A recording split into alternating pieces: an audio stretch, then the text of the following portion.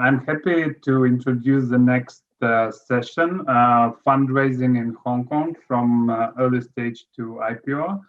And I'm happy to introduce the moderator of this session, Julia Charlton, the owner of Charlton's Law, one of the leading law firms in Hong Kong, and also a general partner of our Eastern Business Express event. So Julia, your word, and please moderate the session and introduce the panelists. Great. Thank you very much, Ivan. Well, hello, everybody. I'm delighted to be here with you today as this panel moderator of this exciting panel discussion, which Ivan's just been introducing. So it's a pleasure to see everybody. So first of all, let me say a few words about all our great panelists. First, Estephania Almeida of Brink, where she's currently the Global Portfolio Manager.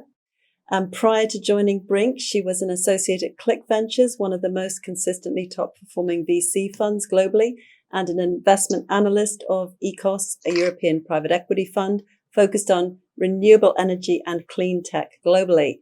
Estephania is based in Hong Kong, specializes in early-stage deep tech, food tech, IoT startups, venture capital, growth capital, tech market analysis, firm valuations, and fundraising.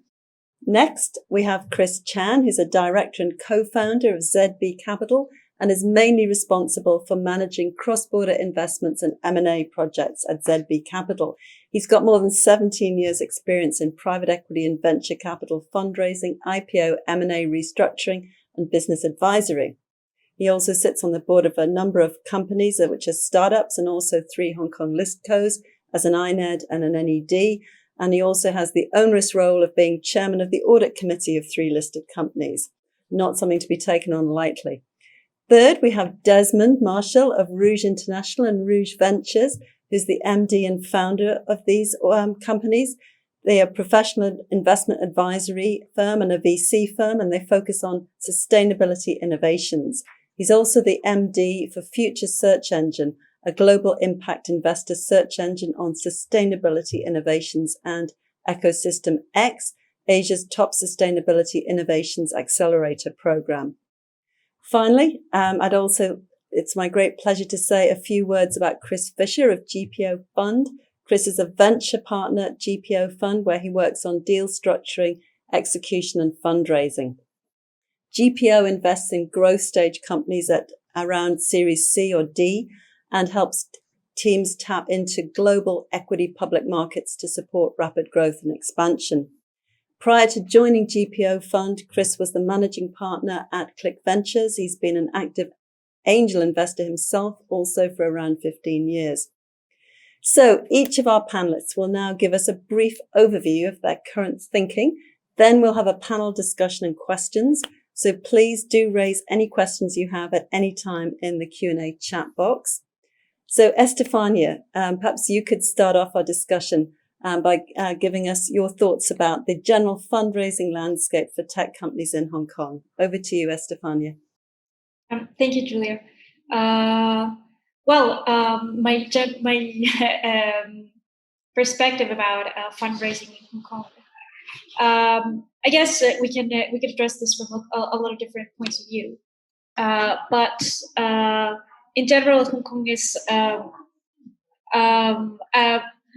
we find some different areas of interest. I would say that the closest industries are definitely those that can be better understood in Hong Kong. So prop tech and things that are related to infrastructure, to real estate. But in general, there's less of a risk aversion relative to some other places that in Asia. There's a lot to discover. A lot of investors are fairly geography agnostic. Brink, for example, we do invest at the early stage. We're fairly geography agnostic. We do look at Eastern Europe quite a bit and have a deployed fund there, sitting from Hong Kong. In general, it's a fairly open place, still where we still need some aid from other stakeholders, maybe governmental support or even more law that is regulating the some certain innovations, but in general, a very active place full of at the early stages, high net worth individuals and early VC that actually is early VC that takes the risk, that is analyzing and that has the capability to analyze at the very early stage, perform complete due diligence, and value companies, even if they are pre-market or have long R&D cycles, quite friendly and also moderate in terms of valuation. That's a really high level in my perspective. Great. Well, many thanks, Estephania. That was fascinating. So please, could I now ask Chris Chan to give us an overview of what you're thinking at the current time? Thank you, Julia. So for us, we look at deals around the region, not just Hong Kong. And I would say VC investment momentum in this region is tremendously strong, with a significant amount of dry powder available in the market, chasing deals right now. So in terms of VC appetite, I would say artificial intelligence or machine learning will continue to be the focus for the next few quarters. But the appetite has shifted from the development of AI capabilities to the use of AI for specific verticals. And Hong Kong do have some good startups in this AI or ML. Many of them are not good at developing markets or customer base for the products and services, especially when it comes to the market in the China. And definitely the Hong Kong government has not done enough to help the startups in this aspect. And the Hong Kong capital market is always good at attracting tech giants to get listed in here in Hong Kong. However, the overall support framework for startups here is still lagging far behind other major cities in GBA like Shenzhen or Guangzhou and other major cities like Singapore. So yeah, thanks. Thank that really resonates with my experience as well, and it's very interesting. And Desmond, could we hear from you about what you're working on at the moment? I know you have a great focus on sustainability. Definitely, but if we're looking into how we see Hong Kong as a nice innovation starting point for many investments, I'm speaking from experience because I've been in this community from the very beginning. In terms of Hong Kong being this hub around here, Hong Kong still has that edge in terms of using Hong Kong as a platform, jumping over to China. And that's the biggest benefit for many of the startups from overseas coming into Hong Kong. Of course, if you're talking about innovation, everything is innovation right now. Everything's tech right now. If you don't have the tech, then yeah, you're probably not even called a startup anymore. Of course, one of the very main things that what we're doing right now, and we've been doing this for a few years, quite some time already, even before COVID, was on sustainability. So right now we're seeing a lot of momentum, a lot of people talking about this.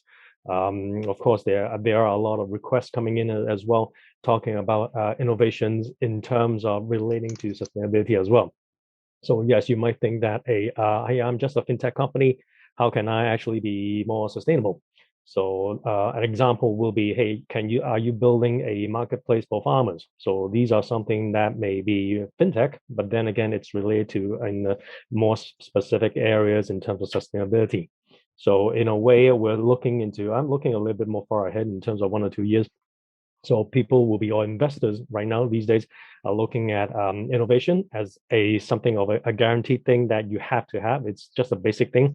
And the next one will be sustainability, which will become another basic staple in terms of any company. So you can have your fintech, you can have your AI, you can have your machine learning, big data, whatever. But then again, innovation plus sustainability, you have to have that label as well.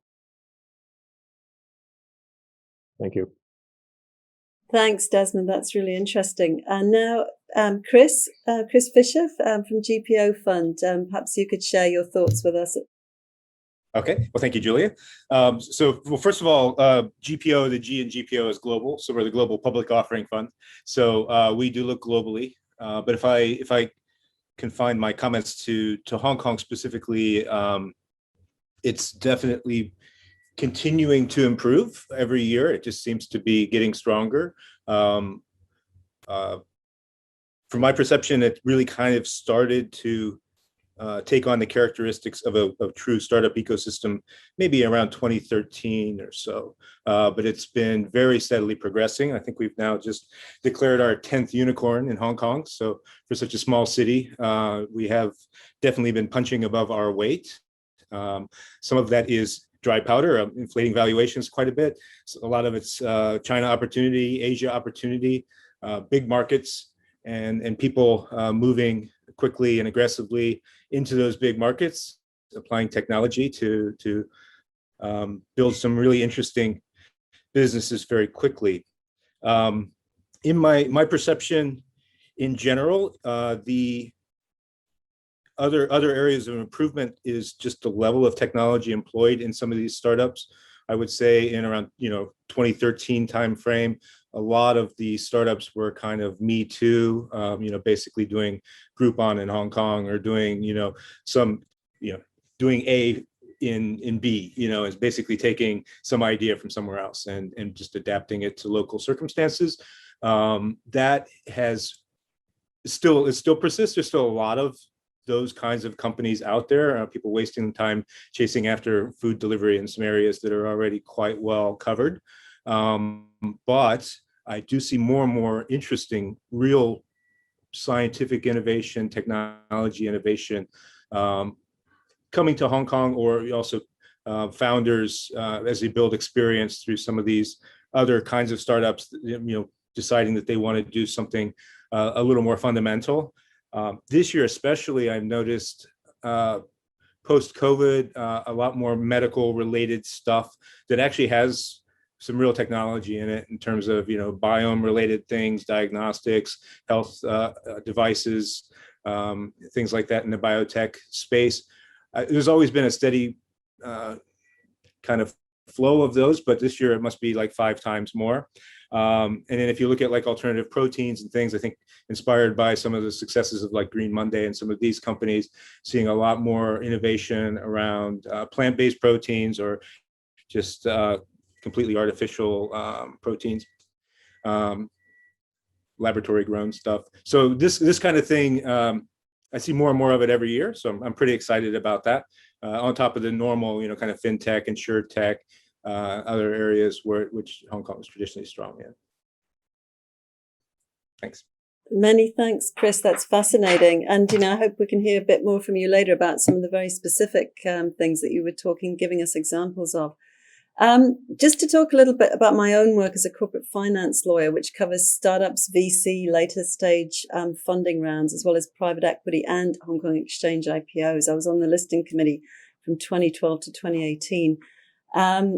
And what I'd say about listing in Hong Kong, because obviously we're talking about startups and fundraising and on to listing, whilst in Hong Kong, we've got the large Russian companies like UC Rusal, the world's largest aluminium company listed in Hong Kong, and the mining operations of IRC, which are mainly in Russia.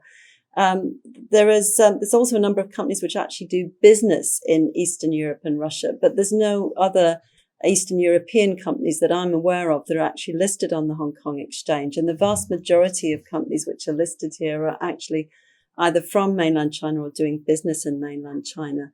The Hong Kong Exchange, I don't know if you're following, has put out a consultation about streamlining the listing rules for listing overseas companies on the Hong Kong Exchange. But the basic requirement for having central management and control and the company itself in a jurisdiction which is an IOSCO MMOU signatory is still the applicable rule. But that covers a lot of companies in Eastern Europe. So Albania, Bosnia-Herzegovina are examples, Lithuania, Poland, Serbia, Slovenia, Russia, Kazakhstan, obviously that's Central Asia, Hungary, Estonia, they're all members of IOSCO. So in theory, those companies from those jurisdictions could list on the Hong Kong Exchange, but in reality, it really hasn't happened.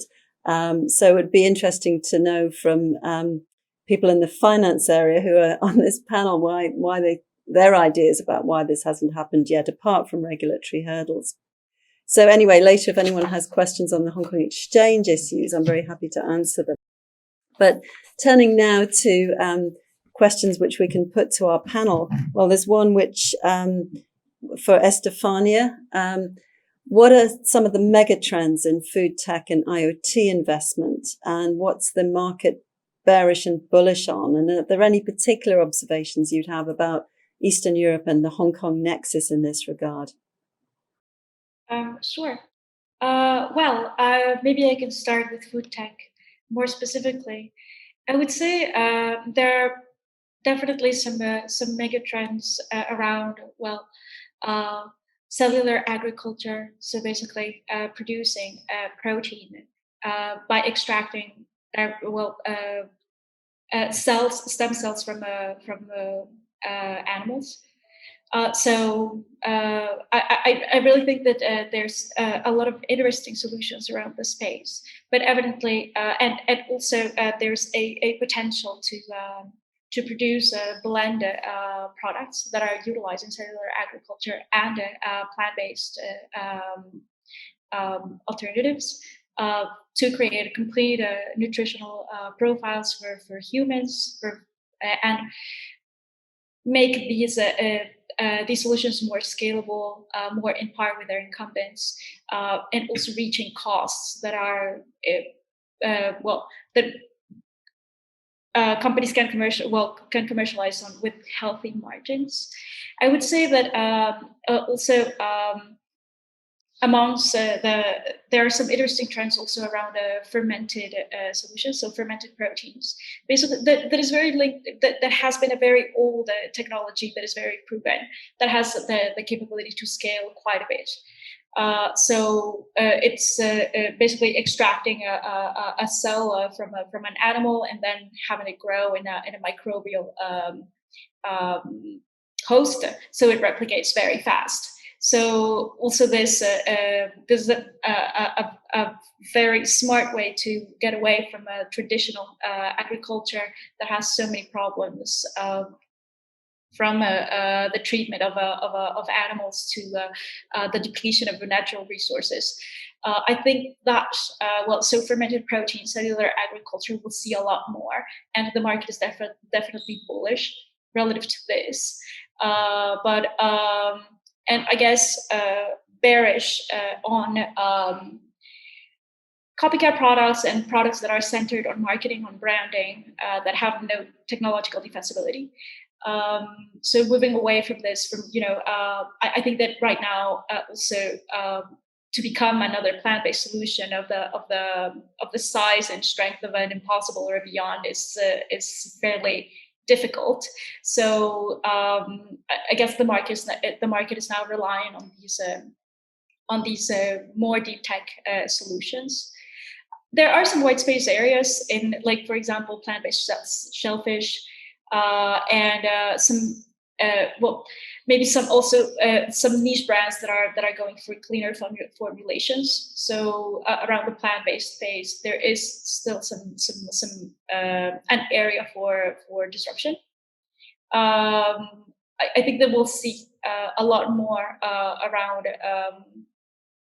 healthy plant-based products with clean ingredients, with no preservatives, that don't have really complex formulations, and also everything in the production in cellular agriculture or fermentation protein upstream, and basically, for example, all the manufacturing capacity and all the different components in the entire supply chain. There definitely is a need for those other players that will help scalability there. And on the IoT side, well, very related, I would say some mega trends that we're seeing, and of course, everybody here has already spoken a little bit about them. Evidently, if I can make also, like, because it has something to do with food tech as well, we do see some trends close to robotics. For ag food, ag tech, we expect field robotics to receive quite a bit of VC investment. And this evidently has been exacerbated by COVID. Automation around agri-tech, certainly bullish, and in general, automation around a vital infrastructure and our food system, definitely bullish. I think that also already talked briefly about this, but artificial intelligence and relative to human speech and interpreting complex data, among other applications. I think that we'll definitely keep on seeing a lot of investment. There's a lot of space for disruption around artificial intelligence. And evidently, as many investors here have an ESG sustainability angle, environmental, social, and governance criteria integrated in investment will basically offer us better long-term advantages. So, these for sure will continue to be megatrends. Can't ignore them. And yeah. So, Desmond, do you have any thoughts on this area before we move on to another one? I think what we're talking about here, we involve innovations and also in different parts of it, sustainability as well. So we're talking about food trend, ag tech, even we're talking about contactless payments and stuff like that. That's also related to as well. And I just want to point out as well, there's a question from the audience and talking about burning areas of innovation that startups can tap into Southeast. Yeah, I was going to raise that. Yeah, that's actually a good point, because even before COVID, I was looking into Vietnam. We were exploring into Vietnam as well. And one of the key things that what we actually did was we actually have a farm, a real farm in Thailand. So we're doing, like I said, we have what we call the ecosystem mix, which is the Sustainability Innovations Accelerator Program. One of the things that we're looking into is to actually build up industrial indoor vertical farming. So anything that relates to, well, just imagine right now, people cannot travel, even within districts. So you go to Canada, you go to other parts in US or Europe as well, you cannot actually travel even to the next district as well. So imagine you're Gordon Ramsay, the chef of a Michelin-style hotel, and you're saying, hey, I'm charging my customers $300 for a plate of vegetables. And the customers are saying, okay, how great is your vegetable? That why am I paying like $200 more? And Gordon Ramsay just whips out his iPad and then just starts scrolling and say, hey, look at this. Everything is grown in a lab. Everything is indoor vertical farming. Everyone's wearing a lab coat. It's not like a dirty farmer using a dirty donkey just pulling the plow in the soil. And everything's using robotics and everything using AI in terms of how you actually track the soil, do big data in terms of how new fertilizers are being used or no fertilizers as well. And that's how you do things, because right now they can't travel to other places. So it's like, hey, if I want to travel to another district to just check on the crops, it's going to be very difficult. So probably a little bit more in depth into the agri-tech area. We're looking pretty forward in terms of indoor vertical farming, agri-tech in this sense as well. So I think that even for Southeast Asia, definitely we're talking about like farming, which is one of the major exports in this area, produce here. These are things that we are actually seeing that there's a lot more of the startups or the new innovation companies. They are looking, or they're starting to work a little bit more on this area, and a lot more European companies are actually moving into Southeast Asia to do heavy investments too as well. Okay, thank you. Thanks. So, Chris Chan, perhaps you seem to be perhaps not so. You think more could be done with the fundraising landscape for tech companies in Hong Kong, and I'm really interested to know what you think the challenges are, and if you think there really is an IPO exit for them, or if more should be done about that, and how you think it impacts the startup sector. Well, from my perspective, I think a lot of money is chasing for tech startup nowadays, and primary market valuation skyrockets and can go as high as or even higher than that of the secondary market. A little bit crazy, and everyone wants a piece of the action, and they're afraid that they will miss the train, but they don't spend enough time to analyze which train is a more promising one or safer one. And nowadays, as long as you put on a tech cap with few tech buzzwords in your PowerPoint, you have a lineup of potential investors knocking on your door. However, sometimes I do wonder if all the investors know what the tech companies are really doing or how to assess their tech capabilities. I've seen many investors, including my friends, pouring monies into some AI or ML startups without even knowing what is AI or ML. So um, this is the problem I see right now. Right. So how about fundraising though? What do you think about that in Hong Kong? Is there enough capital around? What's going on in that space? For startups, fundraising is not a big problem right now in Hong Kong. Like based on my experience nowadays, like a lot of dry powder is available in the market. A lot of old monies, a lot of family offices also jumping into the game. So as long as you have, for startups, as long as you can prove your like a business model or your traction, then you shouldn't have any problem in finding reasonable amounts of funding in this region. That's good to know. Great. So Chris Fisher, what have you been seeing in terms of fundraising trends, you think, from a startup perspective?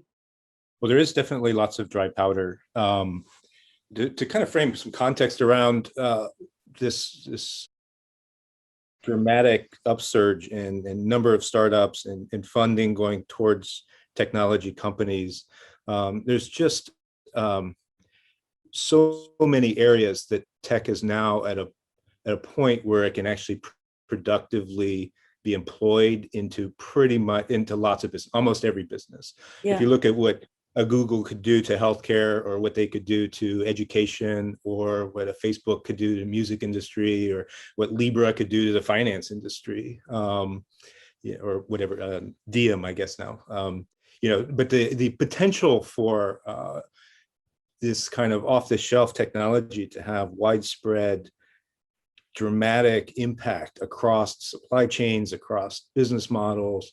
I think we're just really kind of, not even halfway through this, and AI and cheap compute power and all these trends are compounding and compounding this. And then you have blockchain, and you have, multiple technologies that coalesce to create dramatic capabilities that were never possible before.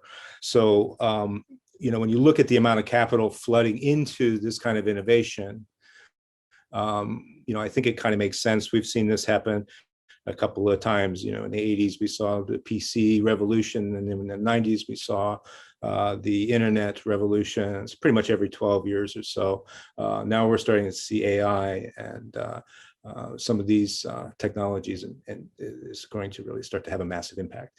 So yes, there's a lot of capital, and there's other issues with the quantitative easing and the macro and things like that, which are also putting a lot of cheap capital out there. But overall, I have a pretty positive perspective on this driving things forward in the implementation of technology. Right. That's interesting. So we have another question from the audience, following on Julia's question. Where should Hong Kong be most concerned about in terms of higher investment attractiveness in these sophisticated new technologies over the next 5 years? So where should Hong Kong be most concerned in terms of investment attract? And I suppose that means, how is Hong Kong going to do more to attract investment in these sophisticated technologies in the next few years? Does anybody have any thoughts on that? Yeah, Hong Kong has some very strong, very core strengths, especially as an international financial center with lots of connectivity throughout the region, throughout the world. So, I mean, my gut first answer to that would be to, focus on those kinds of strengths. We're a relatively small city with a very small market, so becoming very externally focused and being very creative in terms of finding and engaging talent. We've got plenty of capital. The hard part is we don't have a huge, engineering, we don't have big universities cranking out lots and lots of engineers, and we have some good ones, very high quality ones. But my basic response would be focus on areas where we can really add a lot of value in Hong Kong. Yeah, and I would like to add to the question. I want to say that we should be most concerned about the lack of government support for investment in new technologies nowadays. Like, of course, the startups know about the new tech and the VCs. We all know at least a certain level of knowledge about new technologies and the application. But when I talk to different government officials in this city, actually I'm quite surprised about the lack of knowledge in this area. They don't they compared to, for example, compared to Singapore, the government officials in charge of promoting startups, promoting investment in this city, we're actually quite lagging far behind. So I think the government should really put more resources in this area. Right. So do you think government should do more, or do you think they should facilitate this by getting out the way and having much more in the way of sandboxes and for regulatory startups and so on in a more meaningful way? Or how do you see that working? I think the most important thing is for them is to at least get to know what these new technologies are. So maybe some training like what Singapore is doing for their tech officials. They have regular training in the latest tech, and we don't have that. We don't have this kind of training for government officials in Hong Kong. But so maybe this is something that the government can start doing, like at least that the officials in charge of promoting startups, promoting VC, to go to take some courses, at least to know what is crypto, what is AI or ML, not just like going on onto the newspaper saying, oh, we want to be the best fintech hub in the world, without knowing what actually fintech is and their application. So this is the problem I see for the government officials nowadays in Hong Kong. Right. I guess from my perspective as a lawyer, I would appreciate more regulation which facilitates this, rather than having so many grey areas and making it so difficult for some startups. For example, in the crypto space, it's not, perhaps you mentioned crypto, Chris. Does anybody get involved in crypto at all, either from an investment point of view or looking at startups that are doing blockchain solutions? Are any of you involved in that? Do you have any thoughts? Yes, maybe I can share some of my own experience. And actually, we've invested in Eastern Europe, particularly in Estonia and Latvia, because there is legislation that is supporting the development of these companies. Yeah. So we did invest in a company that is helping to render crypto liquid. They're actually one of the first ones to enable payment through Apple Pay and through payment methods of the most universally used, Google, etc. So really thinking about how to create intrinsic value finally in the crypto space, instead of being driven by the enthusiasm of the market. And evidently, I join you when you say that we do need directives. It's been creating opportunities in tech, yet in Bitcoin, maybe to join some of the prior comments in food tech and ag tech. In Eastern Europe, there's quite a bit of EU directives that are creating opportunities. For example, the EU directive to reduce pesticide and fungicides, or labor law that is creating opportunities in robotics and farming, or the laws in Latvia and Estonia to enable the development of crypto that is accompanied by an understanding of at the governmental level. Yeah. I think it's is it Estonia which has always had this virtual identity which they've had that? Is that Estonia? They've had that for a few years. One of those Baltic countries, I think, has had that.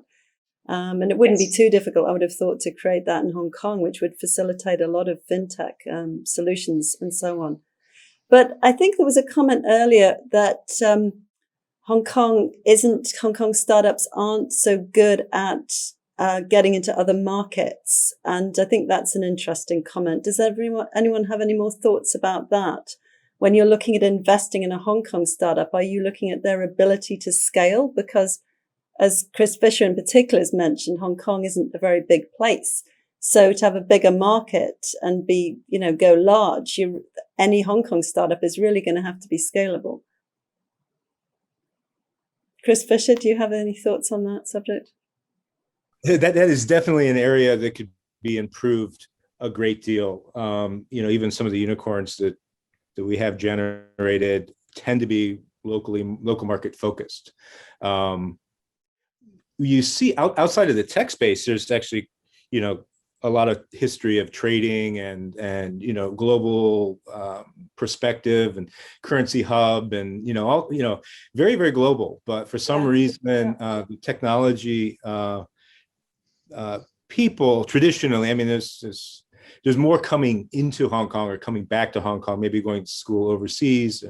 They're quite comfortable globally in technical roles, coming back to Hong Kong, and so it is improving steadily. But it feels like that is an area that, and I know there's been some emphasis from the government and from other groups to try to improve that situation and educate people and more accelerator type programs and things like that to try to help address that issue. But there's still a long way to go, in my opinion.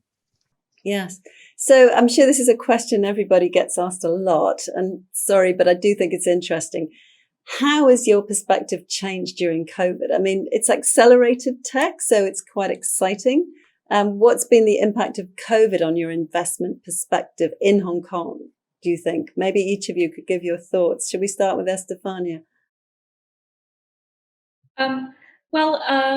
My perspective hasn't changed dramatically. There are definitely some innovation that has been driven by COVID, but we're trying to still be very focused on intrinsic value and long-term value. Some of the trends that we see and some of the technologies that are developing relative to remote work might be momentary, right? And it's also really, from my perspective, quite difficult to win when you have already such large players like Slack, like Zoom, dominating the market in this space. A lot of companies might return to the office. So these trends, I see some of them will definitely keep on advancing, but some disruptions that are caused by COVID will be lived in the medium term. I think that it has been extremely helpful for the development of technology in the infrastructure space. We do need to have really reliable critical infrastructure that can't stop working when we have a crisis. So this has been extremely good for the development of IoT, of software, of data. We think about questions like the protection of data, cybersecurity. And it was about time, right? So a lot of tech that was already existing has been pushed by COVID. But in reality, even if there are trends that exist, do focus first on the intrinsic value that is being created individually by companies that have that are fairly disruptive, that have wonderful capabilities, instead of following necessarily a major trend around a hot topic. Maybe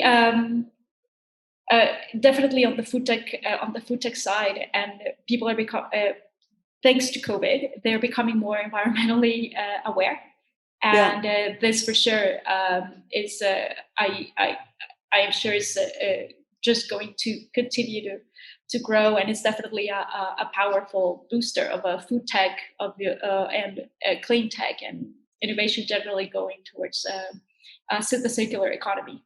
Sure. So Desmond, I'm sure you have thoughts about the impact of people's attitudes on the demand for sustainable investing in agri-tech and so on. I'd be really interested to hear those. Sure. In a way, definitely we're talking about because of COVID, everyone's focusing on sustainability. Whether you're greenwashing your company or not, that's a different matter. But actually, I would like to focus everyone's attention over to the investors themselves. So people like us, because of COVID, people can't fly anymore. So are you going to invest in a company, giving them like $5 million just over Zoom? I don't really think so. So you have to fly over to actually see the actual company in action in itself. Yeah. Now, the second thing is, when I talk to, well, like I said, we have the future investor search engine. We do the analysis and everything in deep inside investigation as well. The thing is, when I suggest to clients or suggest to fellow fund houses, investors, one of the key things that I always say is, okay, if you want to invest in a company, are you going to invest in a market, a company that works in a operating market or a stagnant, dormant market? So some of the markets, because of COVID, they had to do lockdowns and everything. So nothing's moving in and out. And one of the major countries or markets that's moving is actually China. So every time, say, for example, recently these days, everyone's looking into and asking me about alternative proteins and stuff like that. And yeah, we do have like thousands of companies outside, giving them a mixture of US, Europe, Southeast Asia, Chinese companies. And the only thing that they always want, and we also discuss, is that, hey, let's move into, because it's related to consumers, we have to go into a market, we have to invest in a company that actually has an operating market. So the best choice, or the pretty much only choice at that point of time, right now, of course, everyone's looking at the opening, is China.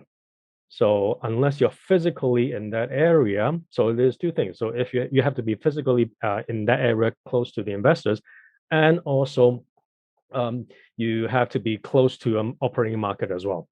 So I guess these are two things, major things, that is actually changing how startups from the innovation side of things are doing, how they change their regional hubs or whatever, and also how they talk to the investors, or how investors are changing in their mindsets, and also their own tactics as well. Yeah, thank you, thanks. And Chris Cheng, what are your thoughts on this? Well, COVID hasn't really changed the momentum on our side, to be honest, because actually we have been able to see more startups, because everyone is meeting others on Zoom, on the internet, right? So actually we have been seeing 3 times more startups in this 18 months. But just like what Desmond has just said, like, it's hard for us to put down a couple $1 million without actually meeting that person physically. So we have seen more, but we're actually quite prudent in closing the deals right now. We closed few ones in the past 18 months, but in much smaller tickets. And Right. And also during this period, we've seen a lot of e-commerce is actually we booming, because everybody can go out and shop, right? And a lot of data is available on the web, and we've seen a lot of interesting martech companies coming out, and actually based on this data, we actually start a new program ourselves to do machine learning, to actually use this data to analyze which martech startup is more promising. So this is something we have kickstart during this COVID period. Yeah, I could see that. I was thinking that this must even be roles for new startups, which are actually evaluating startups around the world and using some kind of technology or local providers maybe to make them available. Anyway, I'm sure lots of people have already thought about that. So Chris Fisher, any final comments on this area? Well, clearly, yeah, I would say e-commerce in Hong Kong, that is the major acceleration of COVID. Other places you see work from home and things accelerated as well. In Hong Kong, I don't get the sense. I think that Hong Kong will always be relatively slow to adopt, kind of work from home type principles. Just with the compactness and convenience of the city, it's not as necessary to commute as far. In other places, like say the United States, I think there will be dramatic, permanent shift of some jobs, at least a couple of days a week, being working from home. I think that people aren't going to easily give up the convenience of, running the kids to soccer practice or, all the, going to the doctor's office during the week and things like that. Yeah. And all the technologies basically contribute. So all of the technologies associated with that as well, I think will be, continue to grow. Yeah, well, let's hope Hong Kong can produce some of those technologies as well as the investors to invest in them. So I'd now like to invite each panelist to give their final thoughts on the trends and their predictions for Eastern European and the Hong Kong fundraising nexus for tech companies in the next 12 months. So who'd like to go first?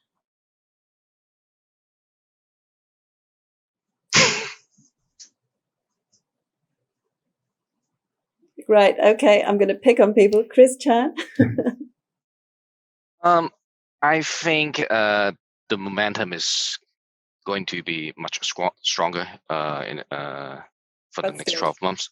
Good. Yeah, because basically sooner or later the COVID will be gone. To be honest, people are starting to get vaccines and things are getting back to normal. So I'm sure the momentum will be very, very strong because a lot of dry powder has been sitting on the bench for so long already, and nowadays you don't earn any management fees on idle dry powder, right? So I would say a lot of VCs will start closing mega deals very soon for the next 12 months. That's an optimistic prediction. That's great. Chris Fisher, your thoughts? Yeah, I think Eastern Europe is a key strategic resource for startups in Hong Kong in terms of just a massive amount of technical talent. There's a lot of openness to work in Hong Kong. There's a lot of experience over the last decade or two. So it's in terms of GBA type stuff as well. I think, as if Hong Kong seizes the opportunity to play a larger role in the region, having access to programmers, not just in Guangzhou, but in Shenzhen, but also in kind of Eastern Europe, I think would be quite strategic for the Belt and Road type stuff. Very interesting. Estephania? Well, I think that in the next 12 months, we might see some particular, some things pick up that have a that have shown some slowdown during COVID.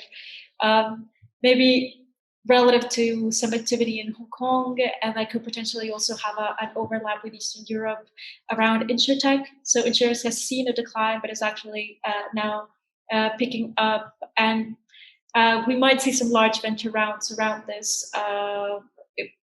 Again, this is related a little bit to some of the megatrends that we were talking about AI, maybe taking data points from parametric insurance, rendering a lot of these processes smarter. Great. Yeah, I guess just to cite one, but we definitely have a lot of overlaps and mostly related to the analysis of data. What we see is a lot of talent around software, around, this expertise in AI. Right. Okay. I think we're getting very close to the end. So can we just hear from Desmond what your ideas are about the next 12 months? Well, if we throw in Eastern Europe coming in, I think we should be leveraging on the technology cloud in terms of the blockchain, added with Hong Kong's financial knowledge, plus our backdoor and our garden in China as a big market. Look closely into what China is doing, leverage on what the trend in terms of everything's going to be related to sustainability, and then just do what we're good at in this area. Don't try to do everything, but just partially in this total solution, part of the solution, part of the equation of it. So we're not good at growing stuff as farmers, but we're great at in terms of leveraging the technology and also finance as well. So why don't we help China in terms of that little part, in terms of, say, for example, payments, or in terms of how we will leverage our banks outside globally, and also connect it with the banks or the financial institutions in China, and work it out from there on. So that's my take. Thank you. Very wise words. Thank you very much, Desmond. So that brings our discussion to an end. I hope everybody's enjoyed it as much as I have with these wonderful panelists.